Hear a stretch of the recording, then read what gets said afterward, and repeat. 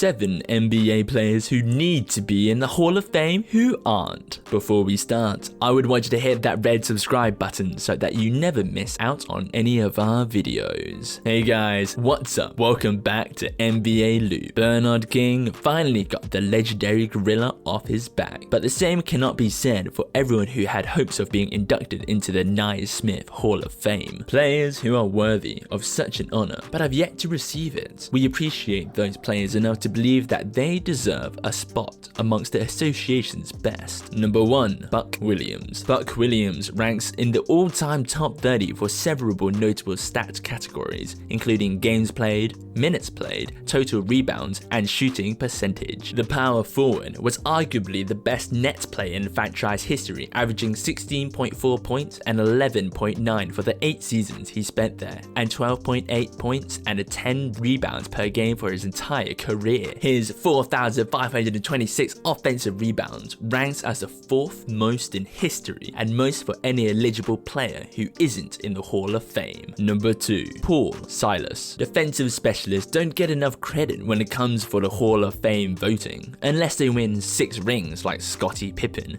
and Paul Silas is a prime example. A total beast of a defender and a rebounder during his entire career. Going back to his time at Creighton, Silas averaged 9.4 points and 9.9 rebounds per game for his 16 seasons in the association. He was named to be the coveted NBA All-Defensive Team, a remarkable 5 times, and he won 3 titles with the Celtic and the Supersonics. Nearly 40 years after his retirement, he's still ranked in the top 25 for total rebounds. Number 3. Mark Jackson. Mark Jackson's career as a head coach ended without much fanfare, but his tenure as a player was fantastic. He ranks in the top 25 for games played, but that's not the most impressive figure of his career. As a pure point guard, Jackson is in rarefied air, with his 10,334 career assists ranking 4th in history. In fact, he's one of only 5 players to ever earn at least 10,000 assists,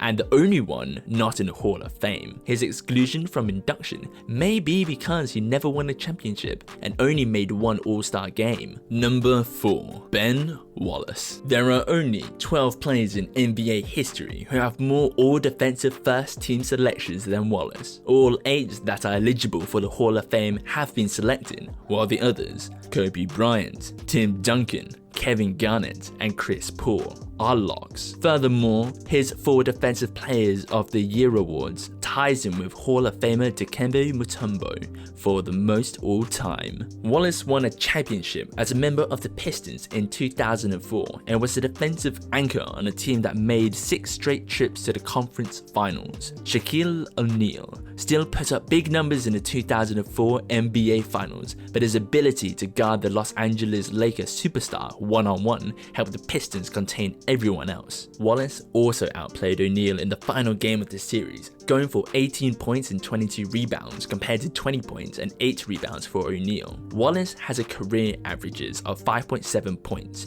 9.6 rebounds, 2.0 blocks, and 1.3 steals per game. His number 3 jersey has been retired by the Pistons. Wallace's resume isn't much different than Dennis Rodman, another defensive dynamo and rebounding champion that was inducted in 2011. Number 5. Tim Hardaway, an underrated point guard from recent NBA history. Tim Hardaway was a great player on some pretty forgettable teams in the 1990s. Hardaway is the only member from the famed Run TMC Golden State Warriors to not be in the Hall of Fame. Chris Mullin was inducted in 2011, while Mitch Richmond made it in 2014. His career figures tells you all you need to know about his credentials, though, as he averaged 17.7 points and 8.2 assists per game for the 13 seasons he played across several franchises, most notably the Miami Heat and Golden State Warriors. He was a 5-time member of both the All-Star team and All-NBA squad, and his total numbers are among the all-time greats. He ranks 13th for assists per game, 17th for total assists, and 31st for 3-pointers. Those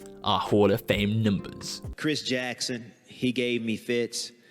Gary Payton, of course, and a guy that don't get a lot of recognition, 2 guys that don't get a lot of recognition is Rod Strickland. Number 6. Sean Marion. Another guy who put in an insane amount of time on the hardwood but has been overlooked by voters is Sean Marion. He spent more than 40,000 minutes in NBA games, ranking him in the league's top 35 all-time for that statistic. Beyond just his longevity, Marion was contributing 15.2 points and 8.7 rebounds per game during that marathon career, and 13.9 points and 8.6 rebounds per game in 109 career playoff games. He won a ring with the Dallas Mavericks in 2011 and was a 4-time All-Star. According to Basketball References' respected statistics of value over replacement player, Marion is 30th in NBA history and the highest ranked player not in the Hall. Number 7. Steve Kerr. For his impressive career coaching the Golden State Warriors to 3 NBA titles since 2015, Steve Kerr belongs in the Hall of Fame. But we'd argue he should already be in for his playing career.